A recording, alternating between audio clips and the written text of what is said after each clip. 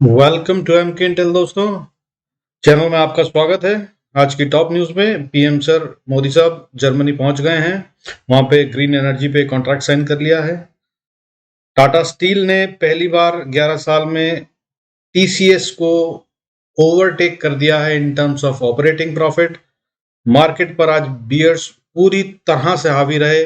कारण उसका हमारे आरबीआई शक्तिकांता दास जी की सरप्राइज अनाउंसमेंट और आईपीओ का सब्सक्रिप्शन, आईपीओ का एलआईसी का आईपीओ सब्सक्रिप्शन जो है वो ऑलमोस्ट फुल हो गया है। और नंबर्स इनके देख लेते हैं। और इस सब के तहत क्योंकि बियर्स हावी रहे शक्तिकांता दास साहब की अनाउंसमेंट की वजह से, तो आज जो निफ्टी है वो लूज करके बंद हुआ है 391 पॉइंट्स की गिरावट के साथ निफ्टी बंद हुआ है आज। कितने पर? 16,677.60 पे। तो हम बीते कल में कहां बंद हुए थे? लास्ट सेशन में हम बंद हुए थे 17,069 पर। और आज का जो सेशन ओपन हुआ वो उससे ऊपर ओपन हुआ था 27,17,096 पर। और उसके बाद हाई मारा 17,132 का, यानी कि लगभग 64 पॉइंट ऊपर। और उसके बाद इस बढ़त को खो दिया और टोटल में 391.5 पॉइंट्स की गिरावट के साथ निफ्टी अब बंद हुआ है 16,677। 17,000 टूट गया और बहुत अच्छे से टूट गया। तो अब कोई शक नहीं रह गया है कि now we are in bears territory. Market अब बियरिश हो चुकी है। खरीदने की बजाय traders look at the put options. आज का जो एडवांस डिक्लाइन रेशियो था वो उसको स्ट्रांगली कंफर्म करता है कि ये कोई गेम नहीं था, ये सच में हुआ है। क्योंकि आज एडवांसेस में सिर्फ 285 शेयर थे, 285 शेयर बढ़ रहे थे against the fall in 1665 shares. 1665 share गिर रहे थे और 285 शेयर किसी तरह मैनेज कर रहे थे बिना गिरे ऊपर की तरफ ग्रीन में। हालांकि बढ़त बहुत बड़ी कहीं नहीं आई है, लेकिन गिरावट बहुत अच्छी अच्छी आई है सब जगह पे। कहीं 8%, 9%, 4% वाले तो इतने सारे शेयर हैं कि मतलब क्या बताऊंगा आपको। आप दिखाता हूँ, बहुत सारे लेके आया हूँ। और बैंक निफ्टी पे भी इसका गहरा असर पड़ा। बैंक निफ्टी हमने पिछले सेशन में बंद करा था 36,163 पर with the dip of 75.6 points. और आज हमने 899 पॉइंट की गिरावट के साथ क्लोज करा है, जो कि एक टाइम पर 1035 पॉइंट की गिरावट हो चुका था। 1000 से ऊपर की गिरावट हो गई थी एक टाइम पे, जिसमें से थोड़ा सा रिकवर कर लिया है। और हमने लगभग 900 पॉइंट की गिरावट के साथ बैंक निफ्टी में क्लोजिंग दी है 35,264 पर। आइए टॉप न्यूज देख लेते हैं। पीएम मोदी साहब जर्मनी पहुंच गए हैं और जर्मनी के अंदर उन्होंने एक कॉन्ट्रैक्ट साइन किया है, that is the partnership between Germany and India on green and sustainable energy. So Germany and India now are partners for green and sustainable energy. And बाकी भी और बहुत कुछ चल रहा है, आता रहेगा तो बताता रहूंगा। फर्दर यूएस की 10-year yield rises to 3%। US की 10 साल की यील्ड जो है वो बढ़कर 3% हो गई है और ये हाईएस्ट है सिंस दिसंबर 2018। 2018 के बाद ये पहली बार इतनी बढ़त पाया है। फर्दर द यूरोपियन यूनियन ने वेडनेसडे को प्रपोज कर दिया है gradual ban on Russian oil by the end of the year. इस साल के अंत तक वो रशियन ऑयल को पूरी तरह से ना कह देंगे। इन दी सिक्स्थ राउंड, और ये सिक्स्थ राउंड है, छठवीं बार वो नई सैंक्शंस लेके आए हैं अगेंस्ट रशिया जब से यूक्रेन वॉर शुरू हुई है। क्योंकि रशिया रुक नहीं रहा, इसलिए यूरोपियन यूनियन भी रुक नहीं रहा। Further there will be complete import ban on all Russian oil, चाहे वो सीबॉर्न हो या पाइपलाइन हो या क्रूड हो या रिफाइंड हो। Any and every type of oil will be band bye European union by the end of this year. They will completely boycott the oil from Russia. कैसे मैनेज करेंगे वो देखने की बात है। तब ईरान का भला हो जाएगा, शायद उसके ऊपर बैन लगा हुआ बेचारे को बस काफी टाइम से। Iran Iraq will gain. चलिए फर्दर आज एक बहुत बड़ी चीज हुई है। टाटा स्टील के प्रॉफिट्स ने, जो ऑपरेटिंग प्रॉफिट्स होते हैं उन्होंने सरपास कर दिया है टीसीएस, टाटा कंसल्टेंसी सर्विसेज के ऑपरेटिंग प्रॉफिट्स को। टाटा स्टील ने अपने ऑपरेटिंग प्रॉफिट जो रिपोर्ट किए हैं वो हैं इस साल के लिए 63,000 करोड़, 63,000 करोड़, जबकि टीसीएस के ऑपरेटिंग प्रॉफिट थे 53,000 करोड़। तो 10,000 करोड़ से अधिक का डिफरेंस आया है टाटा स्टील के प्रॉफिट में। And this is obvious because Ukraine war की वजह से, जो रशिया यूक्रेन वॉर की वजह से मेटल्स की प्राइसेस में भयंकर बढ़ाव आया था, चाइना के प्रोडक्शन में डिप आया है। So this all goes to Tata steel and wonderful job done. Further चलते हैं आगे। आज जो आप लोग सब सोच रहे होंगे कि क्या हुआ मार्केट में, इतनी भारी क्यों गिर गई, और हम भी कह रहे थे कि डेटा तो नहीं बना अभी तक नेगेटिव, बट लेकिन अब बन गया है नेगेटिव, ये भी बता दूं आपको। और वो हुआ क्यों, आज क्या हुआ जिसकी वजह से मार्केट इतना नीचे गिर गई, 391 पॉइंट निफ्टी ने छोड़ दिए। कारण था आरबीआई गवर्नर साहब की सरप्राइज अनाउंसमेंट।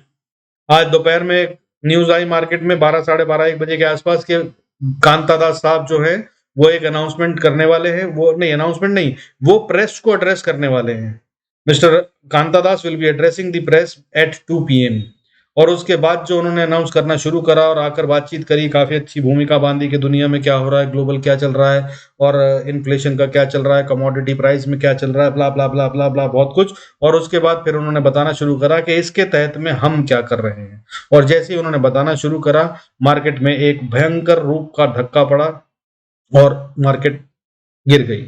और सारे पॉजिटिव डेटा जिसके बारे में मैं बात कर रहा था now are been eradicated completely, और अब हम बियरिश जोन में हैं, इसमें कोई शक नहीं है। और अगर हमें इसको वापस निगेट भी करना है तो भी एक बड़ा लंबा रास्ता है जिसको हमें पार करना होगा, कम से कम 300 पॉइंट का। और वो भी अब एक दिन नहीं, कम से कम 2 या 3 दिन, हमें 2 दिन कम से कम ऊपर क्लोजिंग देनी होगी, क्लोजिंग बेसिस पे। तभी जब हम 17,000 के ऊपर की क्लोजिंग 2 दिन दे देंगे, तब हम सोच सकते हैं कि हम शायद बियरिश जोन में नहीं है। पॉजिटिव होने के लिए तो बहुत बड़ा लंबा रास्ता है। तो मगर अब हम बियरिश जोन में हैं। तो उनका अच्छा अनाउंसमेंट क्या थी आरबीआई की, कांता दास साहब की। उनकी अनाउंसमेंट ये है कि policy repo rate has been increased by 40 BPS points, basis point, 40 basis point से। आमतौर पे हम 0.25 या ऐसे करके बढ़ते हुए घटते थे, बट खैर इन्होंने सीधा 40 बेसिस पॉइंट से बढ़ा दिया है पॉलिसी रेपो रेट। और साथ में सीआरआर रेशो 50 बेसिस पॉइंट से बढ़ा दी है। अच्छा, तीसरी बात, इन सब दो, ये दो तो बढ़ा ही दिए हैं। तीसरी बात, they have announced that they'll be withdrawing the liquidity from the market now, मतलब मार्केट से कैश निकाला जाएगा आरबीआई द्वारा, जो अभी तक इन्फ्यूज कर रहे थे, नाउ they'll डिफ्यूज। कितना उन्होंने जो भी अनाउंसमेंट करी है वो है 87,000 crore will be withdrawn from the system. और इस सब के ऊपर सोने पे सुहागा जिसने मार्केट को एकदम हिला दिया वो ये था कि जो पॉलिसी रेपो रेट चेंज हुआ है वो उन्होंने कहा है कि वो इमीडिएट इफेक्ट से लागू हो गया है। आमतौर पे होता है कि 1 तारीख से लागू होगा, 15 दिन बाद लागू होगा, उस तारीख से होगा, लेकिन ये वाला repo rate of policy repo rate change of 40 BPS points is with immediate effect. Market ने बर्दाश्त नहीं किया इसको। हालांकि सीआरआर के लिए जो उन्होंने कहा है 50 बेसिस पॉइंट का जो इंक्रीज हुआ है that will be effective from 21 मई। अब ये और खतरनाक बात है, क्योंकि जो आज 40 बीपीएस पॉइंट का इमीडिएट इफेक्ट हुआ है उसका तो असर देख लिया आपने। अब 21 तारीख की तैयारी शुरू होगी, डेटा और नेगेटिव बनेगा, तो मार्केट में भाई साहब बियरिश मूड बन चुका है, बी केयरफुल। अच्छा, और ये सब होना था, मैं आपको काफी टाइम से बता रहा था कि आईपीओ एलआईसी का, तो एलआईसी का आईपीओ सब्सक्राइब हो गया है फुल्ली। आपको ये भी बता दूं, हालांकि अभी ओपन है और सैटरडे को भी रिटेल के लिए ओपन है, चाहे तो आप सैटरडे को भी शाम को 7 बजे तक अप्लाई कर सकते हैं आमतौर पे, वरना सैटरडे क्लोज्ड और हॉलीडे रहता है। तो the time has been extended for IPO subscription, if you want you can apply. वैसे आपको बता दूं कि रिटेल वाला फुल हो गया है, पॉलिसी होल्डर वाला फुल हो गया है, एम्प्लॉयज वाला भी फुल हो गया है, मतलब 100% से ज्यादा का सब्सक्रिप्शन ऑलरेडी हो चुका है। अब जो अप्लाई आप करेंगे वो भी आपका कंसिडर हो सकता है, डिपेंड करता है प्रो रेटा बेसिस कैलकुलेशन कैसे होंगी और उसके हिसाब से मिलेगा। ये कोई फर्स्ट कम फर्स्ट बेसिस नहीं होता, तो जो भी अप्लाई करेगा उसको कितने शेयर मिलेंगे वो उस पर तय होगा। अगर आपने 100 शेयर अप्लाई करे, 100 तो खैर कर ही नहीं सकते, 15 के मल्टीप्लाई में है, तो अगर मान लीजिए आपने 90 शेयर अप्लाई करे तो उस 90 में से आपको 9 दिए जाएंगे कि 30 दिए जाएंगे, वो प्रो रेटा बेसिस कैलकुलेशन जो होंगी उसके बेसिस पे डिपेंड करेगा। सो रुकिएगा मत, अगर अप्लाई करना चाहते हैं तो बिंदास कीजिएगा। अच्छा, और इन सब में एक अच्छी बात ये हुई कि ये जो अनाउंसमेंट आई है ना आरबीआई की, इसकी वजह से रुपी इंडेक्स को स्ट्रेंथ मिली और उसने थोड़ी रिकवरी दिखाई है। अब आगे नजर रखिएगा किस पे, यूएस डॉलर इंडेक्स पे, और अब यही है जो ताकत बनकर हमें सपोर्ट कर सकता है। अच्छा, वैसे जो ये रेपो रेट इंक्रीज हुए हैं ना, ये 2018 अगस्त में हुए थे सबसे आखिरी बार, और उसके बाद से अब हुए हैं, तो 3-4 साल बाद, लगभग 3.5 साल बाद ये रेपो रेट इंक्रीज हुआ। लेकिन इतने झटके से इमीडिएट बेसिस पे, और वो भी इतने बड़े अमाउंट में हो गया है, ये एक मार्केट के लिए बर्दाश्त करना मुश्किल हो गया। कारण क्या बताया कांता दास साहब ने इसका कि क्यों करना पड़ रहा है? Because there is a shortage and volatility in commodity and financial markets, और ये बढ़ती ही जा रही है, आगे भी कम नहीं हो रही, इसलिए हमें ये स्टेप लेना पड़ रहा है। have developed both conventional and unconventional tools to support growth। उन्होंने कहा है कि इस ग्रोथ को हम सपोर्ट करने के लिए सभी तरह की कोशिश कर रहे हैं, कन्वेंशनल हो या अनकन्वेंशनल, मतलब पौराणिक तरीके या फिर गैर पौराणिक तरीके, नए तरीके, सब तरह से हम कोशिश कर रहे हैं। बट अभी आगे स्थिति गंभीर होती जा रही है, इसलिए स्टेप उठाना पड़ रहा है। He says that the frequency indicators for April जो हैं, मतलब indicates continuing pressure on food prices. उनका कहना यह है कि इस तरह से हो रहा है, प्रेशर इतना ज्यादा बढ़ गया है कि अभी तो और ज्यादा बढ़ रहा है। अप्रैल के जो डेटा का इंडिकेशन आ रहा है वो ये आ रहा है कि अभी और भयंकर रूप से कीमतें बढ़ सकती हैं, स्पेशली फूड की प्राइसेस, खाने पीने के सामान की। फर्दर एडिबल ऑयल प्राइसेस में फर्म अप फर्दर। खाने पीने का जो तेल है वो, उसकी कीमतों में भयंकर उछाल आ सकता है। तो यूएस डॉलर की कीमतों पर नजर रखिएगा। That is the only hope which can help us gain in the valuation of रूपी, that may help. But market bearish zone में आ चुकी है, मैं बता रहा हूँ। कह ही रहा था काफी दिन से 17,000 के नीचे गए तो फिर और वो चले गए। अच्छा, एलआईसी का आईपीओ, जिसकी मैं कहानी सुना रहा था आपको कि एलआईसी के आईपीओ तक, एलआईसी के आईपीओ तक, तो साफ सुन लीजिए। एलआईसी का आईपीओ तो आ गया, फुल्ली सब्सक्राइब हो गया है। एलआईसी ने 5,627 crore via allocation of 5,92,000 crore shares to anchor investors. Anchor investors कौन से होते हैं? वो बड़े वाले विदेशी, जिनके लिए 2 दिन पहले खोला जाता है सब्सक्रिप्शन, उनको दिए हैं। उससे उन्होंने 5,627 करोड़ रुपए तो उगा लिए हैं। 71% of LIC anchor book subscribed bye domestic mutual funds. अब ये जो टोटल एंकर इन्वेस्टर्स हैं, इसमें 71% अपने ही डोमेस्टिक म्यूचुअल फंड इन्वेस्टर्स हैं।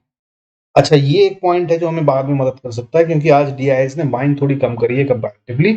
अगर अब ये बाइंग करने पे आए तो मार्केट को ये फिर ऊपर ले जा सकते हैं, लेकिन डेटा बियरिश बन चुका है। मैं फिर बता रहा हूं, इस उम्मीद में अपने पैसे कॉल साइड पे मत वेस्ट कीजिएगा। और बता रहा हूं आपको, अब जून तक वो टाइम है, गोल्डन टाइम आएगा। अच्छे अच्छे शेयर डिस्काउंट पे मिलेंगे, मौका मिले नजर रखिए और उनको थोड़ा थोड़ा करके खरीदिए। जून तक अपने पैसे से जितना खरीद सकते हैं खरीद लीजिए, बहुत अच्छे रिटर्न देगा जून के बाद। मगर जून तक अब हम, डेटा ये बता रहा है, टाइम साइकिल कैलकुलेट करिए मैंने उसके मुताबिक, अब हम जून तक, शायद जून के एंड तक, जरूरी नहीं जून के एंड तक, बट जून के एंड से पहले अभी बढ़त नहीं आती दिख रही है। यानी कि मई का महीना तो हमारा गिरावट का ही है। तो आप अब समझ लीजिए ओवरऑल में अब हम बियरिश हो चुके हैं, और हमारे पास ये 2 महीने हैं, और इसमें जितना गिरे मार्केट उतना ज्यादा और खरीदिए। अब खरीदने का टाइम आने वाला है, थोड़ा गिरने दीजिएगा, उसके बाद शुरू हो जाइएगा, थोड़ा थोड़ा करके खरीदते जाइए। मई और जून के महीने खरीदारी के लिए होंगे, और उसके बाद अगर आपने 6 महीने का भी होराइजन रखा तो बहुत अच्छे रिटर्न मिलेंगे। चलिए आगे चलते हैं। 50% of the total retail issue already booked हो गया। 50% नहीं, अब ये 100% हो चुका है। जब मैंने बनाई थी प्रेजेंटेशन तब उस समय 50% था, और अभी 100% के पास जा चुका है। Policy holders portion is over subscribed by 1.7%। मतलब 1.7%, 170%, 170 गुना बढ़ चुका, मतलब 100 शेयर के अगेंस्ट में 170 अप्लाई हो चुके हैं, जो पॉलिसी होल्डर पोर्शन है। ठीक है, तो अब मेजर फॉरेन इन्वेस्टर्स कौन कौन से हैं? कल मैंने बताया था आपको, सिंगापुर गवर्नमेंट और अपना मलेशिया गवर्नमेंट और एक और गवर्नमेंट ने अप्लाई करा है।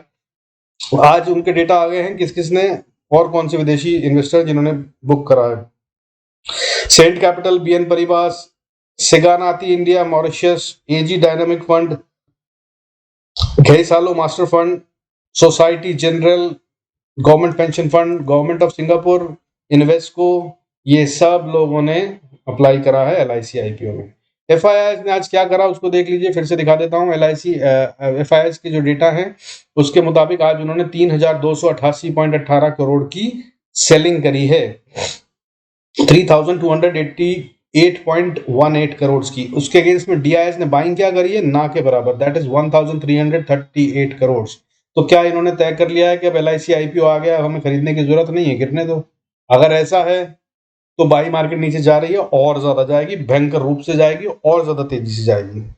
लेकिन अगर ये ऐसा है कि इन्होंने कहा कि गिरा लो तुम पहले, फिर कल फिर हम देख लेंगे, थोड़ा सा हम खरीद लेंगे, तुमने आज 3200 का भाई था, कल हम 3200 का खरीद लेंगे, आज की छोटी मोटी बाइंग कर लेते हैं। अगर तो वो वाला सीन हुआ तो हम वापस ऊपर आ जाएंगे। लेकिन मैं फिर बता रहा हूँ, हम बेरिश हो चुके हैं, और पूरी तरह से बेरिश हो चुके हैं, और 17,000 को पार करना अब एक बहुत बड़ा टास्क है निफ्टी के लिए। ये कब और कैसे होता है देखिएगा, और अगर एक दिन हो भी जाए तो भी इस पे विश्वास मत कीजिएगा। कम से कम कंसेक्यूटिव 2 डेज क्लोजिंग अबव 17,000 चाहिए, तब हम बेरिश को छोड़ रहे हैं, नहीं तो हम बड़े वाले बेरिश ट्रेंड में आ चुके हैं। और जैसे मैंने कहा था 16,000 भी पॉसिबल है, और 16,000 के नीचे भी पॉसिबल है, वो सब आने वाला है। पैसे बचा के रखिएगा, खरीदारी का बहुत अच्छा मौका होगा। इवेंचुअली मार्केट को जाना ऊपर ही होता है, जैसा कि आदमी हो या मार्केट, आखिर में तो भैया ऊपर ही जाएगी। तो उसके लिए अगर आप अभी इन्वेस्टमेंट करेंगे तो ये बढ़िया वाला टाइम है। जिन लोगों को कोरोना के टाइम पे नुकसान हुआ या अपना पोर्टफोलियो नहीं बना पाए, this is the time which is coming when now you can make it, बढ़िया वाला। और अगर कहीं इसको आपने 3 4 5 साल के लिए होल्ड कर लिया, इस समय जो बनेगा अभी अगले 2 महीने में, तो आपको इतने बढ़िया रिटर्न मिलेंगे कि मजा आ जाएगा। क्योंकि इवेंचुअली तो मार्केट को 19,000 20,000 और 25,000 जाना ही है। अच्छा चलिए आगे चलते हैं। अब एफ की ये सेलिंग टोटल मई के अंदर कितनी हो गई है, वो हो गई है 5,141.64 करोड़, और अप्रैल मई के अंदर जो डीआईएस की बाइंग है हो गई है वो 3,289.10 करोड़, 3,299.1 करोड़ की बाइंग कर ली है, अगेंस्ट 5,141 की sell off from DIIs. FIIs की जो टोटल सेल हो गया है फॉर द ईयर, वो हो गया 1,80,206 करोड़ का, और डीआईएस की जो टोटल बाइंग हो गई है वो हो गई 1,37,821 करोड़ की। आज इन्होंने 3,288 करोड़ का बेचा है माल, और 1,338 करोड़ का हमारे डीआईएस ने खरीदा है। तो डिफरेंस कितने का हुआ, 2,000 करोड़ का। अब 2,000 करोड़ की एक्स्ट्रा सेलिंग की वजह से हमारे को बैंक निफ्टी में 899 पॉइंट का झटका पड़ गया है, और निफ्टी में 391 पॉइंट का। समझ लीजिए आगे क्या होगा, देखिएगा। हुआ क्या है आज मार्केट में भाई साहब, आज ऐसे ऐसे शेयर बड़े बड़े गिरे हैं, और वो भी 4-4%। आमतौर पे मार्केट में बड़े वाले शेयर 1% 1.5% भी खेलते हैं तो बहुत बड़ी बात मान ली जाती है, और वो भी इक्का दुक्का। आज क्या था, 4% से ज्यादा का फॉल बड़े वाले शेयरों में, 2,000 से 4,000 वाले शेयरों का बता रहा हूँ। Piramal, jubilant food, Hindalco, Dixon, Chola finance, Cholamandalam, Zee entertainment, Ramco, Ashok Leyland, Strides, GMR infra, sun TV, SBI card, LNT finance, Godrej properties, Bajaj Finserv, Tata communication, Pidilite, BoB, bank of Baroda यानी कि SRF limited, Titan, doctor Lal PathLab, ये सारे शेयर 4% से ज्यादा गिरे हैं। अब या तो ये 2 से 4 हजार की कीमत वाले शेयर हैं, या फिर ये वो शेयर हैं जिनका contribution in Nifty is more than average. ठीक है, तो ये वाले शेयरों ने भयंकर रूप से गिरावट दिखाकर तोड़ दिया है। और आज क्या था, मैंने बताया आपको, 285 शेयर बढ़ रहे थे और 1,665 शेयर गिर रहे थे। तो मार्केट में भयंकर गिरावट आई है, 2.29% निफ्टी गिर गया है, और 2.50% 2.49% बैंक निफ्टी गिर गया है। अच्छा, आज कुछ शेयर थे बढ़ रहे थे, कौन से थे वो शेयर, आइए बताता हूँ। रेन इंडस्ट्री 5% बढ़ा, लगभग 4.96, अपर सर्किट पे था ये। ओएनजीसी 3.77%, ये मैंने दे रखा है बाय करने के लिए, काफी दिन पहले से मैंने बताया था ये गिरेगा नहीं, इसके अंदर बहुत स्ट्रेंथ है और बहुत जरूरत है, और ये पिटा हुआ अभी वैसे, लेकिन ये इवेंचुअली प्रॉफिटेबल कंपनी होने वाली है। तो ये आज 3.77% बढ़ा हुआ था, 162 पे बंद हुआ है, 5 रुपए 90 पैसे की बढ़त के साथ।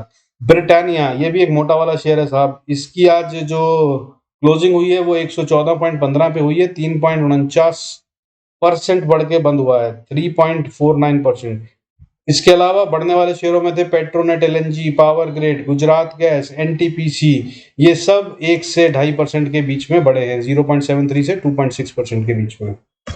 उसके आगे जो टॉप लूजर्स थे नीचे वालों में, वो आरबीएल बैंक तो साहब छोड़ दीजिए, आपको बताइए। रिलायंस आज गिरा है 3.12%। एचडीएफसी बैंक, देखिए वो बड़े वाले शेयर जिनको मैंने बताया था कंट्रीब्यूशन इन निफ्टी हाईएस्ट है, ये सब शेयर जो है, शुरू के मैं 5 शेयर बताऊंगा, इन 4-5 शेयर में 60% कवर हो जाता है निफ्टी का। कौन कौन से, रिलायंस ये कितना गिरा, 3.12%। एचडीएफसी बैंक ये कितना गिरा, 3.40%। एचडीएफसी 2.61%। Bajaj finance 4.32% down.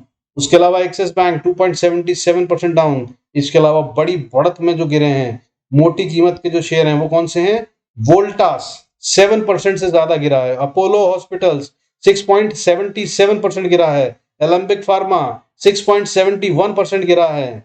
इसके अलावा कौन कौन से शेयर हैं जिन्होंने कंट्रीब्यूट करा, मोर देन 5% गिरे हैं बड़े बड़े। Shriram transport, Metropolis, Canfin home, DLF, Nalco, Adani port, MCX, LIC housing, ये सब 5% से ज्यादा गिरे हैं। बोलते भी थक गया मैं, इतने सारे शेयर गिरे हैं और इतनी सारी बढ़त। 5% का फॉल बहुत सीरियस फॉल होता है। नॉर्मल रूल में कहा जाता है फंडामेंटल में कि if a share falls for more than 5% in a day, that means there is a fundamental problem in the company. ये एक और रूल है, याद कर लीजिए, काम आएगा कभी। Fundamentally it has been said that if a share of a company falls more than 5% in a day, then it means that there is some fundamental problem in the company, यानी कि company के basics में कुछ गड़बड़ हो गई है, तब कोई 5% से ज्यादा गिरता है एक ही दिन में। आज कितने सारे हैं वो आप देख लीजिए। तो ये इस वजह से नहीं है कि fundamentals of the company, but ये इसलिए है क्योंकि फंडामेंटल्स ऑफ द मार्केट बिगड़ गए हैं। तो आइए, अब जो रेंज है वो 16,400 तक तो मुझे अब आता दिख ही रहा है। आज कल परसों कब आता है देख लीजिएगा, लेकिन अब नीचे 16,400 आ रहा है और मुझे 16,000 भी दिख रहा है। और कल भी मैं कह रहा था कि 17,000 नहीं टूटेगा, मगर मैं कह रहा था नीचे की तरफ नहीं टूटना चाहिए, मुश्किल है। आज मैं कह रहा हूँ 17,000 अब ऊपर की तरफ नहीं टूटेगा, अब हम इसके नीचे रहने वाले हैं, ऐसा लग रहा है। बाकी देखते हैं, मार्केट है, कभी भी कुछ भी कर सकती है। और कल मैंने बताया था कि बैंक निफ्टी जो है वो अगर 35,500 को तोड़ देता है और नीचे क्लोजिंग दे देता है तो 34,000 और 32,000 तक के गेट खुल जाते हैं। तो वो खुल चुके हैं, देख लीजिएगा दोस्त। आइए देख लेते हैं बैंक निफ्टी और निफ्टी का chart. Before that I request you to please go through the disclaimer, if required please pause the video and go through it. कल के ट्रेड के लेवल्स देख लेते हैं दोस्त। मैं फिर बता रहा हूँ, बियरिश हो चुके हैं, ये देख लीजिए, बॉलिंजर बैंड बता रहा है साफ साफ, बैंड ब्लास्ट हो चुका है। और ये वाली सपोर्ट जो थी वो मैंने स्ट्रॉन्गेस्ट सपोर्ट बनाई थी 16,700-800 की, ये पूरी की पूरी टूट चुकी है। इसको मैंने सोचा नहीं था कि छुएगी। ये वाली लाइन थी जिसको मैं सोच रहा था 16,800 से 850 कि यहाँ तक आकर रिटेन हो जाना चाहिए, लेकिन आज इसने बहुत अच्छे से कंफर्म कर कर इसको ब्रीच कर दिया है। और नीचे जो दूसरी सपोर्ट थी इसका हाथ पकड़े हुए वो भी तोड़ दी है। वो है 16,600 को छू के आ गया है, 700 के नीचे चला गया है और क्लोजिंग अभी इसने इसी लाइन के नीचे दे दी है। अब ये मोटी मोटी लाइनें देखिएगा, आज मैंने चार्ट में से बाकी सारी लाइन उड़ा दी है क्योंकि वो तब ऊपर जाने के लिए थी, अब नई लाइनें बननी शुरू होंगी जो नीचे की तरफ की होंगी। तो आइए देख लेते हैं कि अब क्या करेगी मार्केट। निफ्टी 16,694 पे बंद हुआ है। अगर ये ऊपर जाना चाहता है और ऊपर की तरफ चलता है तो सबसे पहली रेजिस्टेंस तो इसको 16,800 से 850 पे मिल जाएगी, जो कि बहुत स्ट्रॉन्ग रेजिस्टेंस बन चुकी है। अब इसको पार करके ऊपर खड़े होना पड़ेगा, इसको क्लोजिंग देनी होगी, तभी ये और ऊपर जाने का सोच सकती है। और मुश्किल लग रहा है बट फिर भी नंबर नोट कर लीजिए, 16,800 से 850। अगर इसको पार कर लेती है तो ऊपर आएगा भाई 17,000। 17,000 will be a tough one, और ये भी नहीं दिख रहा है, मार्केट अभी और नीचे गिरने वाली है, मैं फिर बता रहा हूँ। और फिर ऊपर उसके अगर इसने 17,000 को पार कर लिया तो 17,050 पे फिर रेजिस्टेंस है। 17,050 को पार करेंगे तो 17,130 पे रेजिस्टेंस है। 130 को पार करेंगे तो फिर 200 पे रेजिस्टेंस है। इतना बहुत है, 17,200 को हम नहीं पार कर पाएंगे, अब बहुत मुश्किल है। ठीक है, अब नीचे की तरफ देख लेते हैं भाई। नीचे की तरफ में अभी लेवल तो बने नहीं है, पर मैं फिर भी बता देता हूँ आपको। जो पहला लेवल बन रहा है वो इसके हिसाब से पहला तो सपोर्ट आता है 16,600 पे। अगर हमने 16,600 को ब्रीच करा तो फिर अगला सपोर्ट बनेगा 16,562 पे। 16,562 को अगर हमने ब्रीच करा तो आता है 510। 510 को अगर ब्रीच करा तो अगला सपोर्ट आता है 16,450। 16,450 को ब्रीच कर कर अगर हम नीचे की तरफ चलते हैं तो सब अगला सपोर्ट है 16,200 पे। इतना बहुत होगा कल के लिए, बाकी हम फिर अगले दिन देखेंगे। आइए बैंक निफ्टी देख लेते हैं। बैंक निफ्टी साहब एक भयंकर वाली कैंडल दी है, इसको एनगल्फिंग भी बोलते हैं, सब कुछ ब्रीच कर दिया है। बॉलिंजर बैंड ब्लास्ट को क्या देखना, जाने दीजिए, वो तो हो ही चुका है, बट इसने सपोर्ट दिखाई है आज थोड़ी सी, लेकिन फिर भी ये वीक है और ये भी मतलब नीचे जाने को तैयार है। कम से कम अब अगले 2 दिन तक तो आप मत उम्मीद कीजिए कि मार्केट ऊपर की तरफ भी जाएगी। मेरे हिसाब से कम 2 दिन तो बियरिश ट्रेंड कंटिन्यू होगा, साइडवेज भी नहीं, मैं कॉन्टिन्यूशन की बात कर रहा हूँ। इनफैक्ट आज क्या है यार, वेडनेसडे, कल थर्सडे एक्सपायरी है। बस कल फिर बम ब्लास्ट हो सकता है, यू नेवर नो। एक्सपायरी में बड़े बड़े खेल होते हैं, ये गेम हो सकता है कल के एक्सपायरी के लिए। आई एम सॉरी, मैं फिर से बोल रहा हूँ कंटिन्यू कि भैया ध्यान रखिएगा मार्केट में क्या होगा। नीचे की तरफ जाते हुए मार्केट को अगर हम देखें तो फिर 35,317 पे बंद हुई है, नीचे की बजाय पहले ऊपर देख लेते हैं। तो ऊपर का लेवल पहला जो सपोर्ट रेजिस्टेंस आती है वो 35,650 है। 650 के ऊपर अगली स्ट्रॉन्ग रेजिस्टेंस जो बनती है वो 36,000 बनती है, और 36,100 36,000 से 36,100 को पार करना अब बैंक निफ्टी के लिए मुश्किल होगा। अगर ये कल कर ले तो देख लीजिएगा, मुझे लगता नहीं कि हो पाएगा। ट्रेंड बन गया है, टेक्निकल बन गया है, फंडामेंटल बन गया है, ऑप्शन चेन का डेटा भी यही कह रहा है, ग्लोबल भी यही कह रही है। ठीक है, और नीचे की तरफ अगर मार्केट चलती है तो बॉस नीचे का लेवल मैंने बताया था वो पूरा का पूरा ओपन है। 35,317 से नीचे अगर हम जाते हैं तो 35,128, और 128 को अगर हम तोड़ देते हैं तो नीचे जाते हुए अगला लेवल आता है 34,920, और 34,920 को अगर हम तोड़ते हैं तो फिर 34,700, और 34,700 को तोड़ते हैं तो 34,500, और 500 को तोड़ते हैं 34,500 को तो 33,490।